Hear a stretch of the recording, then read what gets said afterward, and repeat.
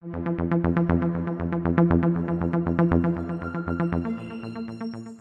doing?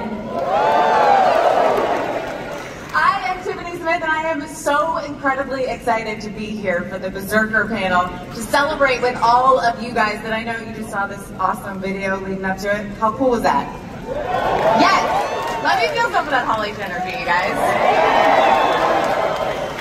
So, the funny story is 4 years ago, I was actually hosting the very first Berserker panel on Zoom. So it is so incredibly exciting to get to be here in person with all of you guys on Comic-Con's biggest stage and just feel all of that energy in person, because I was so pumped about the comic before it came out, and now getting to be here just feels absolutely awesome. Does it feel good to be here, guys, in person?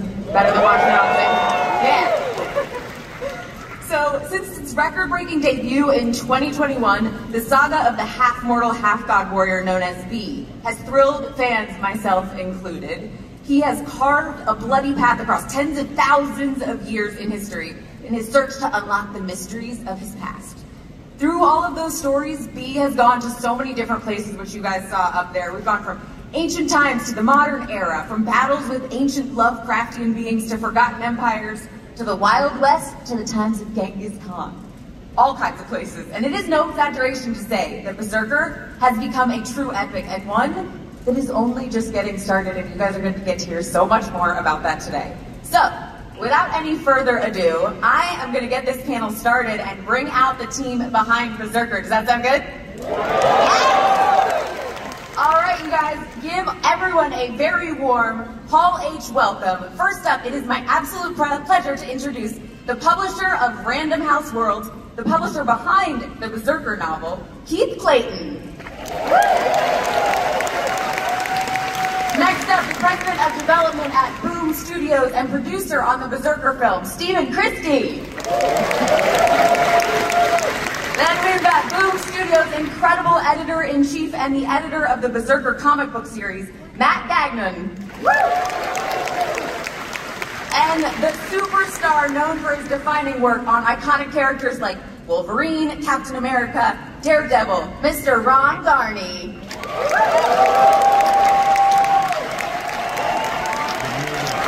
And next up we have the New York Times best-selling author of Grass Kings, Folklords, and so many more. Please welcome Berserker series co-writer Matt Kindt.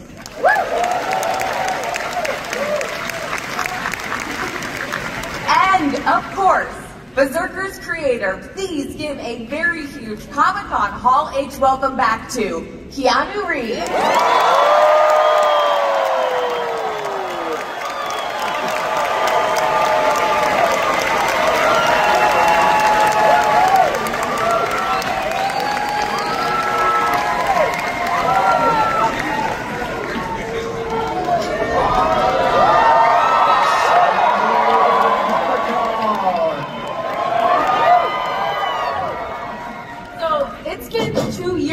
You guys were here in Hall H. You wrapped up the 12th and final issue of the original Berserker series. What has the journey been like from that to right now, coming back here and walking out on the stage and seeing all these faces out here?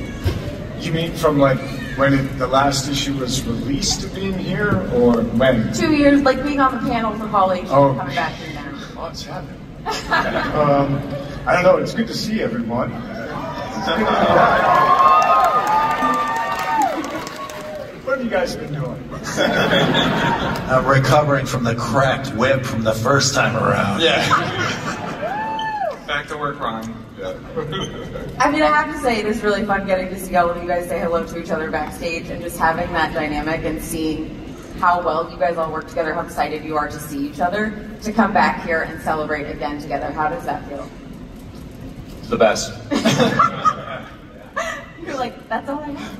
Before we started this Lost Book of V, Keanu looks at me and goes, "You look very well rested, Ron." Meaning, get ready to work. And then when I read the script, I'm like, oh my God. That's because you were saying how tired you were after the first 12. Ron has been doing nothing but drawing armies for the last, like, what, 4 months? Yeah. You said you wanted to do a period piece. I did. No, it's been awesome. It's been great. Well, kind of that being Special. said, there was a little bit of a break after the last issue, but you guys are already back to work on a new story, and it is called The Lost Book of B. So what can you guys tell us about that one? What can you tell everybody out here? Kent, take it away.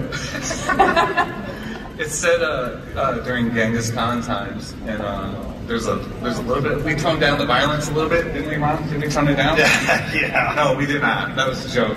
I mean, I feel like you can see it just from looking up there. Yeah, that yeah. It's like, it's not going to back down from that. There's a scene with a catapult, where they blow this catapult full of something, and I don't want to spoil it, but it's maybe the grossest thing we've done, or the coolest thing we've done. Yes, but then there's pathos Yeah. and yearning and loneliness and plots. Yeah. Business. I mean, it was fun just to try and think of, I mean, Berserker has this, and it's been really cool to work with Boom in the sense of, hey guys, go, this is your playground, go do what you want to do. And so after the 12 issues, you know, we kind of, the dust settled a bit, and we just were speaking amongst ourselves and like, what would we want to do? Because you can take the character literally anywhere. Matt and I were speaking, and one of the things that we were hoping to do was just where did perhaps the character of Biyunate impact history? And I think it was, I think it was you who came up with, you know, Genghis Khan, and then we tied it into the Silk Road, and then the cult, and We did a lot of research on Genghis Khan and like his impact and like how 80% of the world is basically related to Genghis Khan.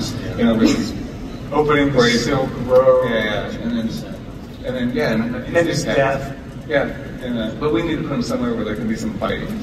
So And impact. So it was fun to kind of integrate this kind of, you know, what we know of, let's call it fictional history, and then bringing this fictional character in to interact. I think that's what's really one of the aspects that's really fun with the series. Well, and you kind of mentioned it where you're like, we probably did the grossest, craziest thing coming up. Do you guys have those conversations and just say, I don't know if we can do that? Do you push each other? You're like, more. We got the good story, so that means we can go even further with the violence and the gore for this character. I mean, we don't know. We might write a line or two, and then it goes over to Ron Garnett. it's all your fault. And then Ron draws. And then at the end of the day, I have to detox. No, come on, man. And we have Bill Crabtree who's doing all the color and everything, so that's really cool. And, I mean, it's a great kind of integrated, collaborative, inventive process. So what they're saying is that you up the ante. They write something crazy, you're like, more. The first time around, actually, I was kind of holding back, you know, in the first series. And Keanu and Matt, you know, they were, you know, can we up the violence, like up the visual nature of the violence, you know? But it wouldn't, you know, it wouldn't be the same if it weren't such a, you know, like Keanu was saying, the pathos and the, you know, there's lots of layers to the characterization. So the violence becomes secondary to that. You know, it's more of a supporting character. Well, I think that's something that's so cool for me reading the comic book. It's like you earn it almost, where if you don't have the heart connection to the character and what's going on, the violence doesn't pay off. Like it doesn't, you don't feel anything about it. It's just a great splash page, which comic book lovers love, myself included, but having that story behind it makes it hit even harder. And just talking about where this character has been around for 80,000 years, how do you guys go about choosing a time period? I know you said one that like really creates an impact, but were there other conversations about different time periods, or what was the moment when you were like, it's this one for right now? We made a list. Remember, we had a list of a bunch of different ideas, battles, and different periods of history. We looked all over, and I think so. We have a lot more to go back to. Yeah, I like it. That list is hidden somewhere. This is just a sliver in all those stories, you know. Yeah. Are you saying there's more? Oh yeah. I already said that at the beginning of the panel, that there's going to be a lot more. Oh, yeah.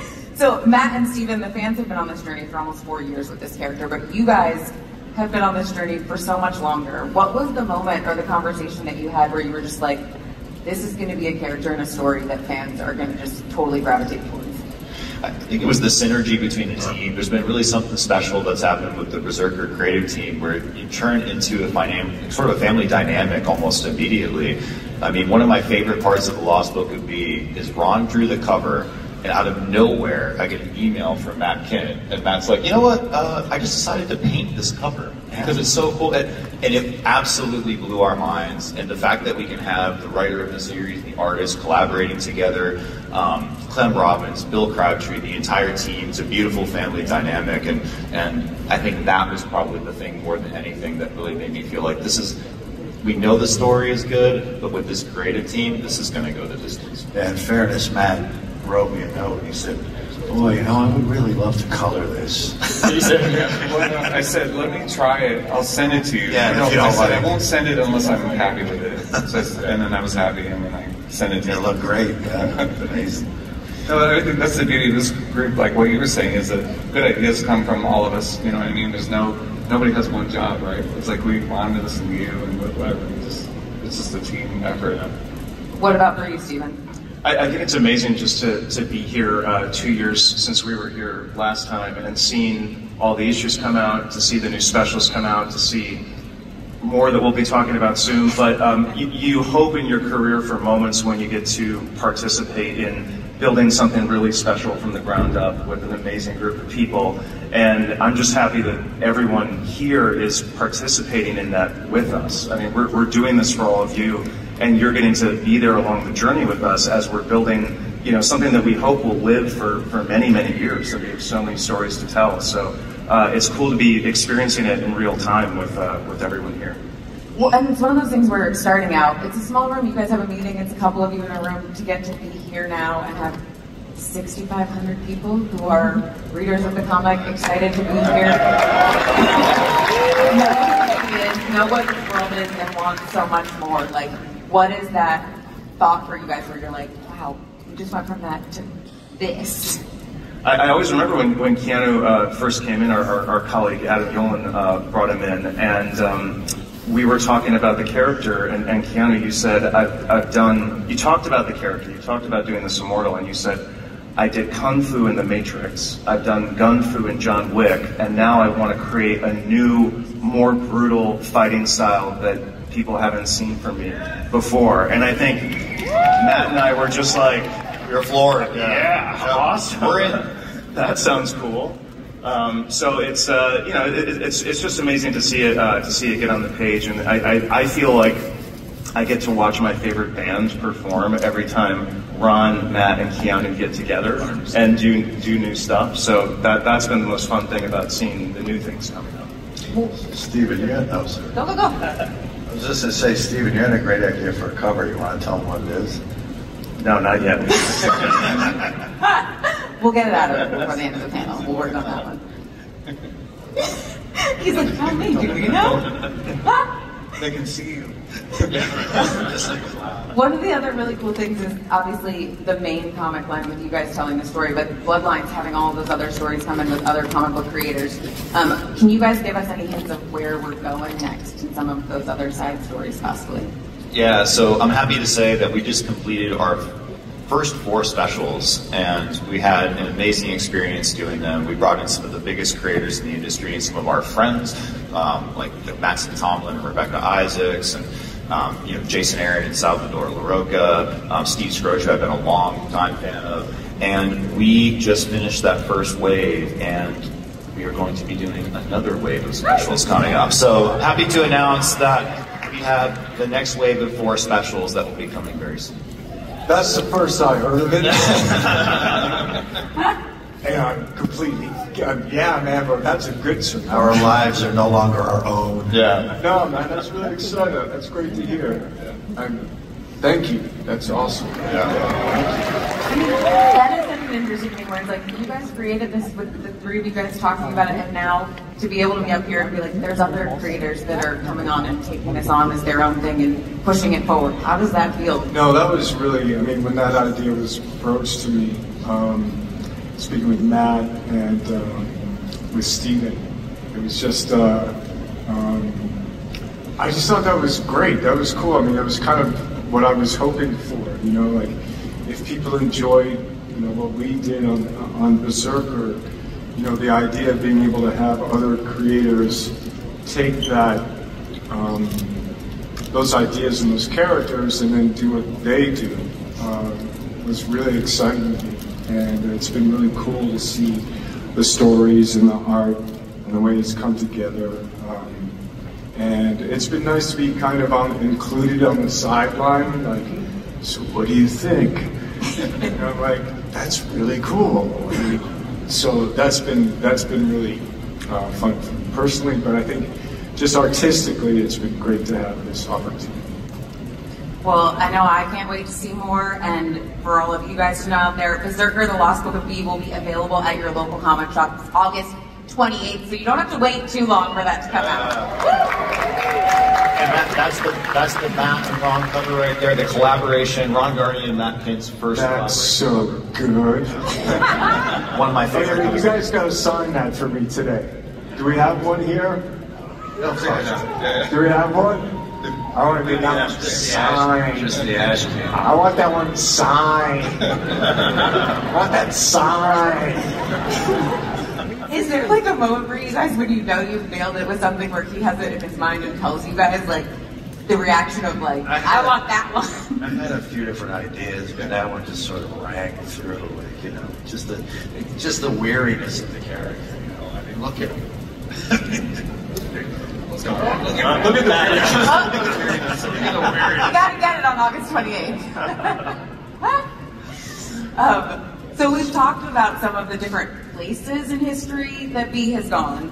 I'm really excited to talk about some of the new mediums that we're going to see the Berserker universe. I was so excited in that last issue when the announcement for the Berserker very first novel in the universe was announced.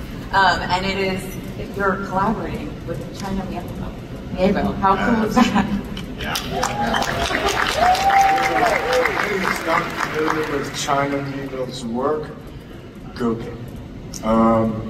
Anyway, I started with 3 Moments of an Explosion, which is a collection of short stories. And when Matt and Stephen were talking about, what are some other, forms, and they had the idea of a novelization. And Stephen, you tell this story well.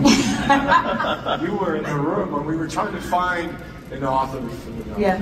Well, I seem to remember we were talking about the novel. We were all really excited. Everything's come so naturally with this as it's evolved into different mediums. And Keanu, I think we turned to you and said, who do you want to write this? And immediately you were like, China Mieville. But then you kind of sighed and you were like, but we'll never get him. We'll never get him. Yeah, and we were lucky to have... But we sent it to him. We You guys sent it to him. You guys sent him an email, Yeah. and then he was kind enough to look at the comic book, and What you didn't know is China was telling his guys, I'll never get to work with you. And that's exactly what I was going to say, Ron. I mean, we were basically had a connection to China through his editor, Trisha Narwani. And you guys happened to be in Berlin at the same time, Keanu, and it really felt like fate when we put that together. So it's incredible that it actually worked out. Yeah. Well, and unfortunately China couldn't be here with us today, but sent a message, so let's check it out. Hi to everyone at Comic Con. What was that first conversation about collaborating with China like for you, Keanu? It was very special. As you said, we were in Berlin. I was working there. He has a place there, and we met at the hotel in an outside patio and had a coffee. And well, I had coffee. He had tea. And All about the details. And it was really impressive because he brought a notebook and a pencil, and he opened it up. And, I mean, after saying hello, pleasure to meet you, I'm a big fan, I like your work. He had a list of questions, and he had thought about potential kind of structures, architecture of the novel, but he had fundamental questions about what the collaboration would be and what was I willing to collaborate with in terms of what were the rules, he said, what is not non-negotiable to be in the book. And I really appreciated that we were like straight into it. Like, we were straight into kind of creating and speaking, and I answered, and then we met again. And so for me, it was just really a pleasure and satisfying, because it felt like the sleeves were rolled up, and he was asking the right questions. That he just didn't want to be like, you know, yes, I'm a fan of yours, I like the comic, but can we work together, and can this be? And for me, I was just open to do it. But it was a really wonderful meeting and subsequent meeting, getting together. But that first time, I just was so impressed with just how prepared, how serious, and the insight, and what were the questions. And I really appreciate that.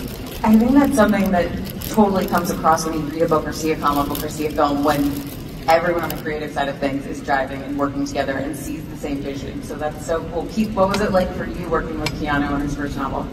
I mean, we do a lot of collaborations in our business, and this one was like none we had ever seen before. I felt like it was an instant click.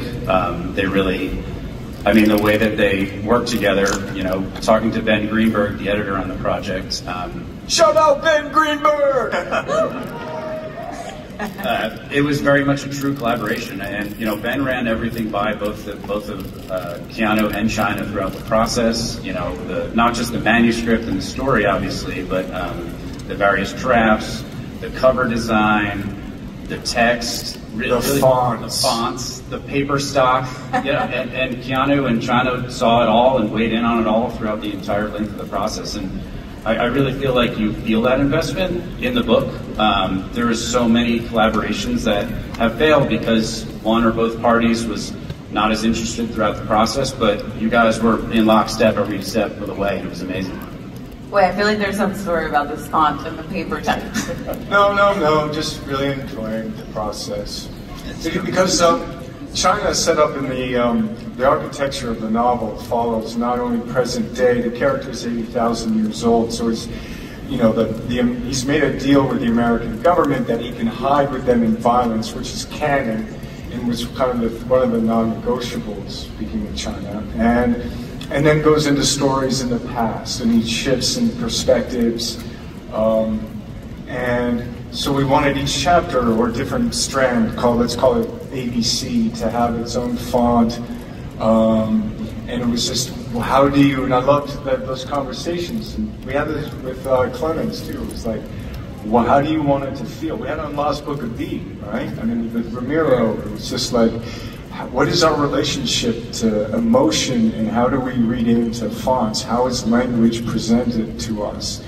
And what does it make us feel, and how do we feel about it? And so I really like talking about that, and I really like, you know, playing with what's the font, you know? What's the font? Like, how does it feel? And how much too thin? And is it serif, non-serif? And you know, it's like it's the score for the book. You know, it's like it's the thing you don't know you're hearing, but you're hearing it, but visually. Yeah. I love it. I feel like it does bring up emotions when you see stuff, and you don't necessarily know that until you're seeing different ones, and you're like, this feels playful, or this makes me feel aggressive or angry, or whatever it is. Sorry, what were you saying, Ron? I was going to say the sequel to Lost Book of B is the Lost Book of Fonts. I mean, people do like talking about fonts, I'm not going to lie. I think people would buy that book too. So Matt, when you guys are looking to expand the universe for Berserker into different mediums, what are some of the things that you look for? Like, what was calling to make this a novel? Yeah, well, what was important to us was to make sure that this story, if we're going to do a novel, let's do a story that feels like it can only exist as a novel. Like, that was first and foremost. And the thing that was also important to us is you don't go get China Miéville for a novel without doing something wholly original. So that was really important to us. And then the next step of it is you get two creative geniuses into a room and you watch the fireworks happen. So that was the part that was really special, was to watch two people come together who are so creatively potent and powerful, and then you see that synergy happen. And like I said, it's a charmed position to be in when we have all these creative people, even extending to our specials, all coming together and kind of harmonizing on something that I think creates something bigger than the individual parts. I think you might have something. Can people actually get their hands on this novel anywhere soon? They can. So the book actually released on Tuesday, which is really exciting. But even more exciting, at the show, we have a special Comic-Con edition of the Book of Elsewhere. It is the cover. Oh, it's up here on the screen. The cover is done by Dan Mora. There's also end papers in there by him as well. It was designed by our amazing cover designer, Regina Flaff. I have to shout her out. We also have some fun effects on there. The pages are stained black on the edge, and it is actually signed by both Keanu and China. So there's a limited amount of copies at booth 1515 throughout the weekend if you guys pop by. And Keanu, if you don't mind, I might have a copy to show you right now, if that's okay with you. That sounds fantastic. Yeah. Have you gotten a chance to feel the pages in the final edition?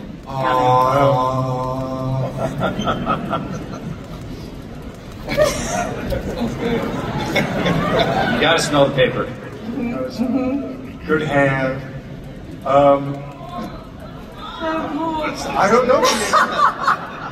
What is the name of this font? I don't know. There's a couple different ones in there, right? A lot of fun in there. Sans serif. I mean, how many of you guys are going to run over to the booth to get one yourself so you can feel the pages and see the different fonts? Yes? They don't have them listed.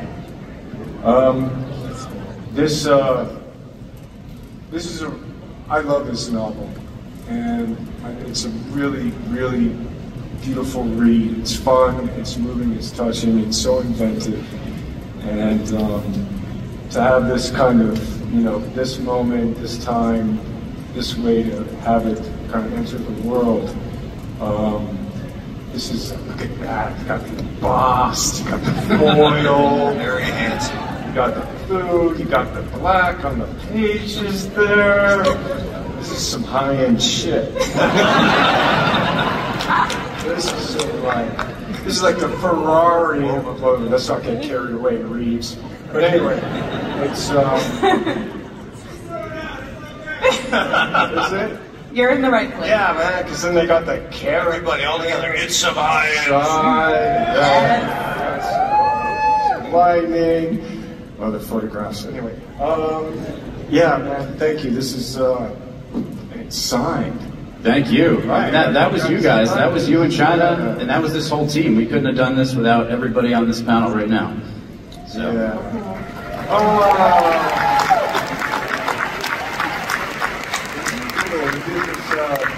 The dedication to our mothers for life, for storytelling, for love.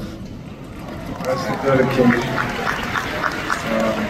Now I just want you to read some of the book out loud to everybody. Now a reading. A read. Full of violence to come. Then with the nasty white light of LEDs. Then a man came in and sat between the metal lockers. He took a machine from his pack and read protocols on it. Alone a while, he stared at it scream. His comrades followed him in at last. Anyway, it's really good. Now Matt has to.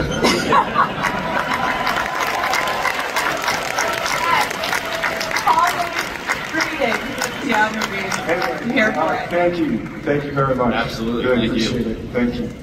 Something that I love so much when we were talking about it becoming a novelization, it was just the fact that in comic books so much, there is so much action and you have to write it in a certain way in the panels, but this character is one that there's so much going on in his head all the time that I was so excited to get to read the book where you can do a lot more of the internalization in a novel that sometimes you don't necessarily get to dive into as much in a comic. Yeah, certainly. You were speaking about that. Yeah, no, I was reading it and I realized how much more in-depth you can get with prose. And it's neat. It's nice that we're doing what we're doing, right? And then this is like a great companion where you can really dig deep into one little part of it. And it's just I just like how it works together. And honestly, I like the book and the other people working on it is like what got me into comics was this collaboration that isn't just with us, but it's like a generational collaboration where other creators over time sort of stacking on and adding on to what we've done. You know, I think that's exciting to see, like, just whole new minds coming at something from a different angle on the same thing. And it's also cool to hear where you're saying, you know, they feed off of what you guys have put out there, but then also for you to read the novel and then be like, oh, what if we do this in here, where it's like this symbiotic relationship of like... Look at what happened with Jack Kirby. You know what I mean? What that guy created. Now, how many decades and decades later, what it's grown into. Yeah. And this is kind of snowballing into that kind of thing. So it's very exciting to watch how it's going to be here long after I get to the next plane of existence. Well, we were talking about then doing something maybe new, but we were referencing this, which was cool. It's not a thing that existed before we started, and now we're referencing it for something else. It's good. I love it. So speaking of pushing out into new spaces and having other people come in and work with this character and work with this world, Steven, is there something you want to toss to? Well, we're hard at work on the Berserker movie.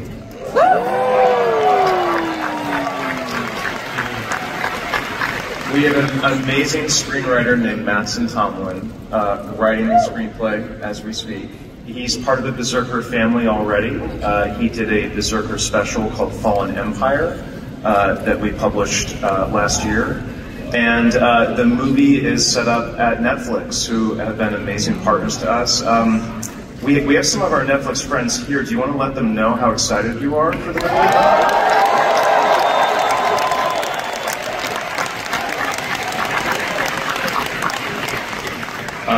So it's still very early days, but I think we're excited. Yeah. You're pumped? Yes. I feel like we might have a little something to share. Yes. Is it the video? Yeah. Okay. Yeah. I have to call out the fact that he's wearing a Berserker wetsuit shirt. And I'm like, I have to give a shout out to Half Sumo Collective who made those for me. Yeah. That's awesome. Awesome. Well, I was like, also, it looks like it could be a location Alberto. for Berserker to be. Yeah. And I'm just going to pitch a title for the movie. Can it be called Point B? Yeah, I went there. You all know it was funny. Come on. I have to do it. I have to do it. It's not overboard. Come on. But I'm a huge fan of his, like you said, Terminator Zero, and then the Batman. It's so amazing. Can you tell us anything about where the anime is going to be going? I know you can't share a ton. Keanu, do you want to say anything? No, that's you talk about it. I think that we all have a very special place in our hearts for the Animatrix, and how that builds out the world of the Matrix in such an amazing way. So when we were lucky enough to get the opportunity to collaborate with Netflix on the movie, the thing that they offered that was so incredible was they said we don't just want to present a movie to you guys to do. We would also like to do this adult anime spinning out of it. And Tad Mattson, who is doing the Terminator series, as he mentioned, for Netflix, be showrunning this, and the fact that he knows Berserker so well, I think that we're going to get a chance to go to some of the worlds that you see in the novel, in the specials, in the comics, and just blow it out in an amazing way. And I think that will hopefully pay tribute to all of the anime that we've all loved as fans over the years. So very exciting to have that be a part of the expanding world of Berserker. Keanu, when you first came in and had a conversation with Bill about this character in the comic, did you imagine being here in Hall H and talking about the comic, the novel, the live action, the anime? No, I don't know how many years ago did we meet, Matt, Steven, like 2018, was it? Yeah, 2018. So I actually didn't have the idea to do a comic. They did. And former Ross Ritchie in the room, Adam Yolen were in the room, and they just said, hey, do you have any ideas? And I spit this thing out, and then they were like, you ever thought of making a comic? And I was like, no. And then I looked around the room, and noticed I was surrounded by comic books. It was like a general meeting, working on working. And so really I have to thank you guys for the opportunity and really shepherding my journey, introducing me to Matt Kidd, Donnie, and Eric Harburg. Eric Harburg, Ramiro Portnoy is our editor. Yeah, amazing. And putting the team together. So, to answer your question, no! But I'm really glad to be here, and we're only here because of you, so thank you for that. Thank you so much.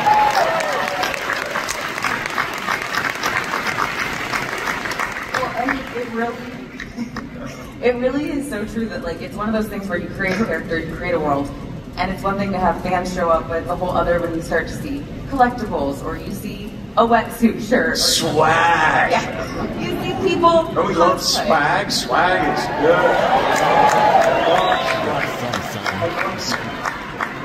I love swag. I mean, it has to be good swag. It can't be bad swag. But good swag is good.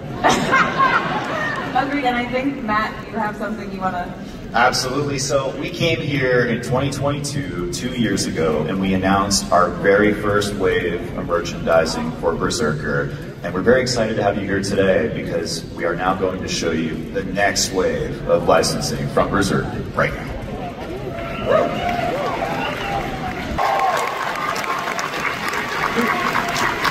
Yeah, before we jump in, one person that I feel like, that's really kind of part of this story and all the story that we're talking about is the artist Rafael Grampa. Yeah. Who did the original concept art for the character, and he's famous in some of his characters are doing the wraps on the arms.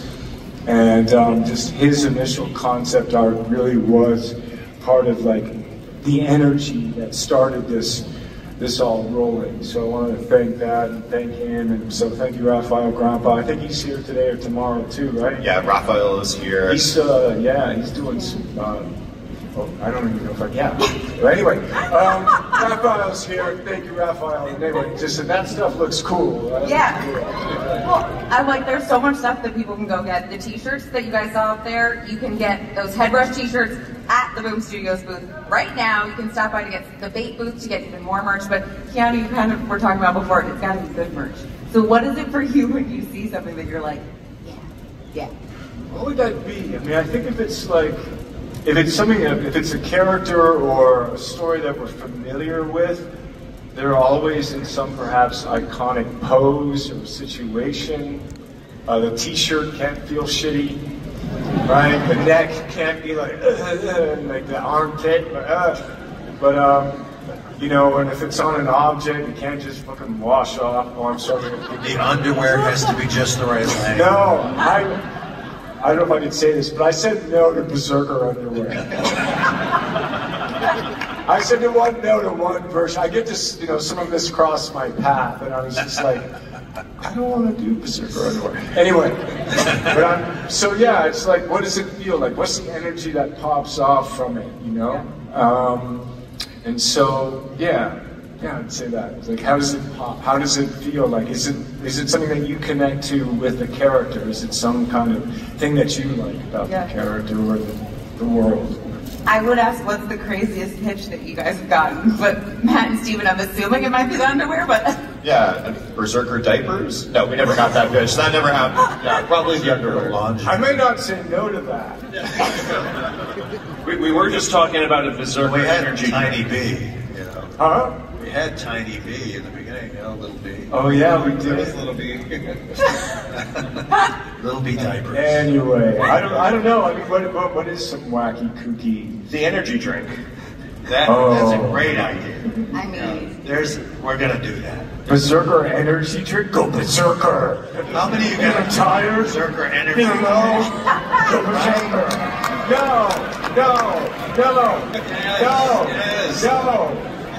No! I need some Berserker! Lightning will come out of your hands and eyes.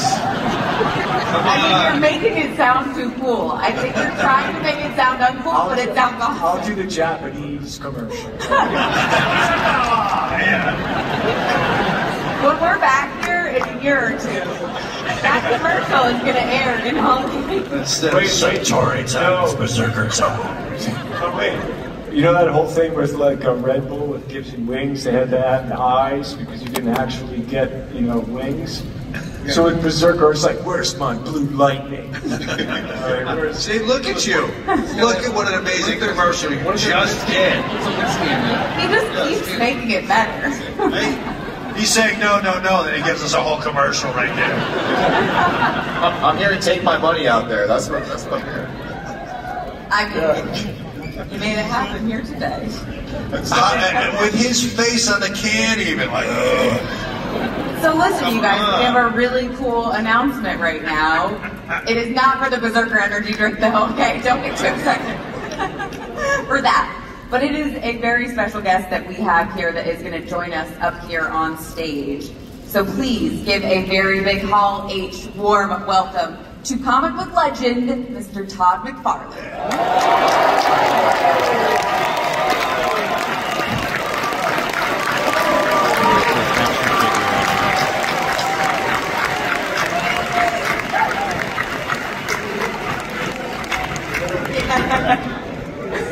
Let me just say, the Berserker diapers, B just hands the diaper to the bad guys and said, put it on, I'm about to scare the shit out of you. Alright, so here's why I'm here, right? It's obviously Boom's panel here, and they've got Berserker here. You guys saw some of the branding up there, right? We're fortunate enough, McFarlane Toys, we just picked up the license to be able to do this comic, right? And so today, I've actually had the good fortune, Ken, to do you. This would be the third time, right? I did you on Matrix, and then we did it with Cyberpunk. Oh yeah. So this would be the third time. So I have the prototypes for those toys with me. Yeah, and we're gonna unveil those for the audience today. We have two versions. We're gonna show you. This is the first one. This is the battle damage version of it, if you want to show. Okay, wait, do you want to put it down or do you want to hold it? No, you pull it off, right here. Ready?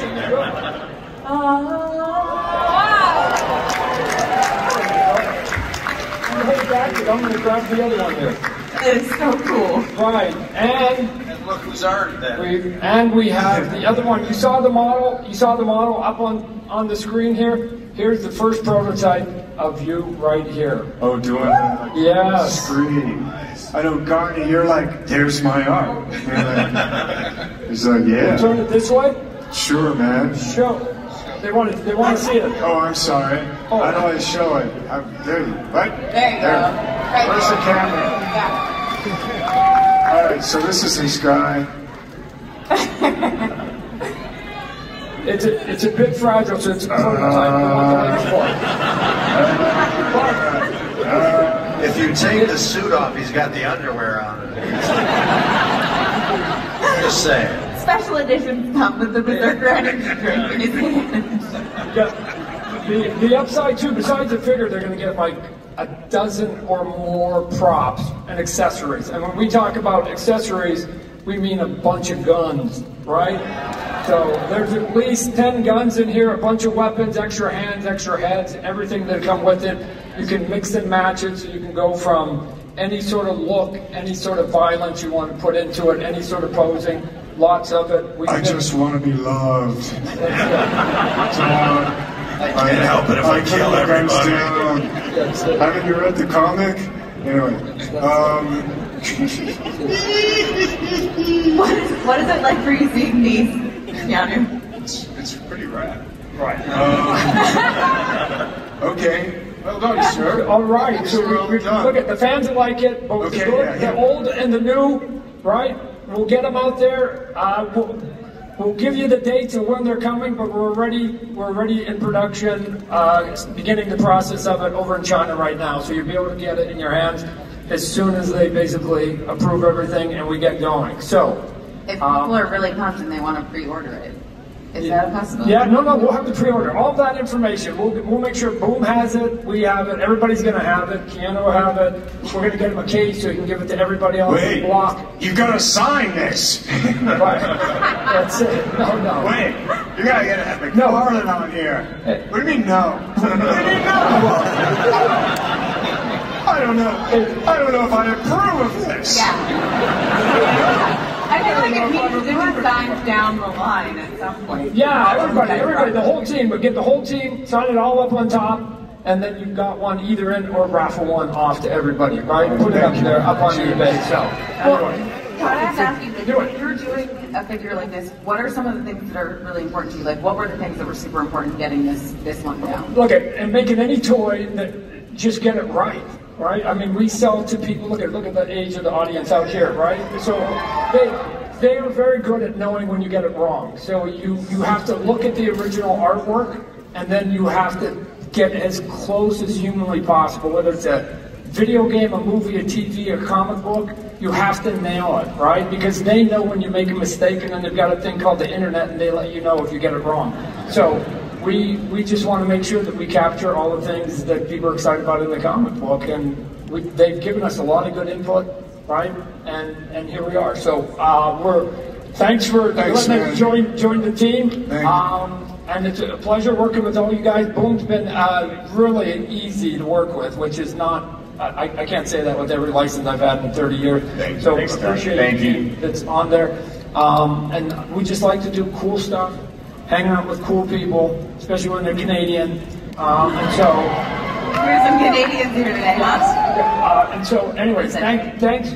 I'm gonna let you get back to your panel. Thank you, sir. Before you cut out, Todd, I have a question. So okay. I was lucky enough to get to stop by your offices a while back for a show called Geeking Out. Yep. And you quickly drew a Spawn page cover for me, signed it. Yep. Is there any possibility that we could maybe see like the Berserker farm? Spawn Berserker crossover. Who wants to see that? All right. I want to see that. So we'll talk with the team. Okay. Would you guys want to see something like that from this guy? I can take you puny. And Yano's going to do the voice next to Keith David, so it'll be awesome, right?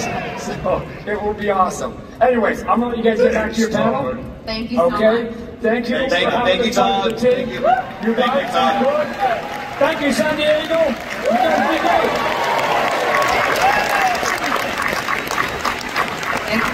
You guys can make sure you're all getting on your phones right after this, pre-ordering. They're so cool. How's that feel to see the figure? I know you were hugging it, Ron. I was gingerly holding it.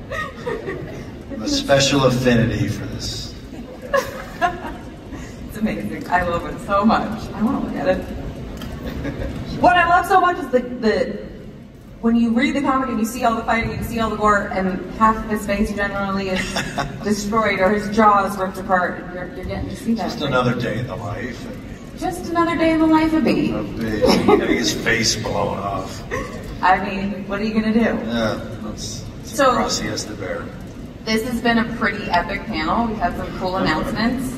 But that's not all we've got here today. There is something really special that we wanted to do right here in Hall H for all of you guys here. Are you guys excited for next little thing? Okay, so please welcome Eddie back to the stage. Come on out here, Eddie.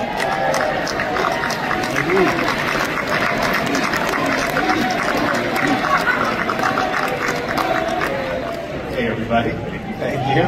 So you want to tell this lovely Hall H what you're up here for today? I sure do.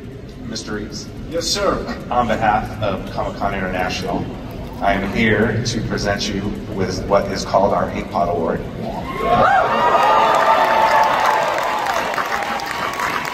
Forgive me if I say a few words before I present it, but yeah, sit down. Thank you. So honestly, if it were just my choice, I would have given it to you for just The Matrix, because that was one of my favorite movies. That's so Chelsea. No, but you helped tell that story, and that's part of what this is about. The Ink Pot Award is an award for those who have contributed to popular art and pop culture, and I don't think anyone in this room would argue with me that you have significantly done that, not only in film and television, but in books and comics. You have been someone who has been able to tell stories in a manner that brings us all into them. You have told stories and been in stories, and I understand maybe you haven't written them all, but without your presence, those stories wouldn't have been the same. So with that, it is my honor and privilege to present you with the Inkpot Award from Comic-Con International.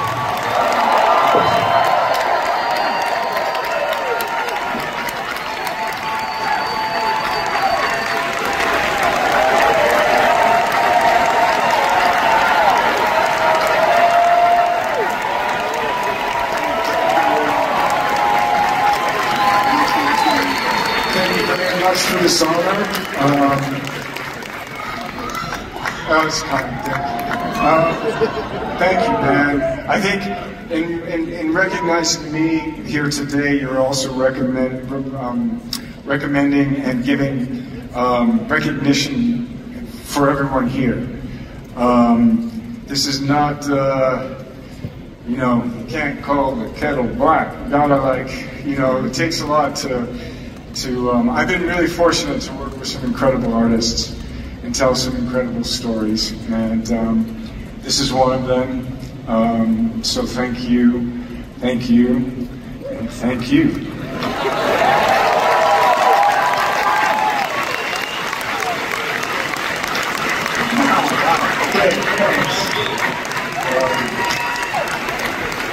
you so much, Eddie, and the whole Comic-Con team.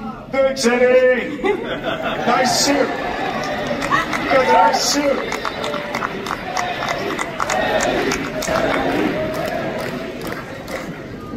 And the sincerity he gave him that award with was beautiful. He was like, "You are everything." It was beautiful. And very well deserved, more than anyone I know. I mean, again, I think it's kind of, I know, you're very humble, and you're like, it's not just me. But it speaks to the people that you choose to surround yourself with to create, and the creative projects that you accept and that you want to come on board for. So, accept some of it for yourself. No, I mean, thank you very much. But yeah. It's fine. I didn't draw Berserker. I wouldn't be here without Boom. You wouldn't tell this story without Matt. You wouldn't be coloring. Here's the thing: the person you are dictates the people around you. You know, that's what it is. That's true. Thank you. What else we got going on? Let's go. Let's get something to eat. I mean, I would be like, how about we get some more reading from you, but that's okay. This is about all the time that we have. We've got some amazing announcements. We got through some awesome stuff. Is there anything else, Keanu, that you want to say to the fans that have come out here today? I don't know, anybody else? I mean, I've been fucking talking forever. I'm sorry. You want to go down? I'm sorry. Excuse my language, I'm sorry. Ron? You guys, seriously, I always say this. The only reason I come to shows, and I'm sure Keanu feels that way, is because of you guys. Your enthusiasm and your love for the things we do. We are very blessed to have people tell us how great we are, you know.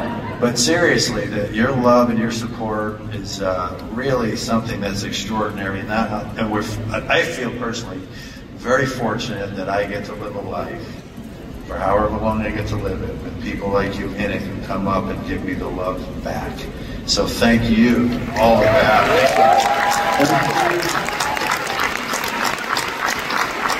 I have a feeling that it's not going to be too long before everybody's back here on this panel in Hall H talking about more things that Berserker is pushing out into different spaces, different universes, all that kind of good stuff.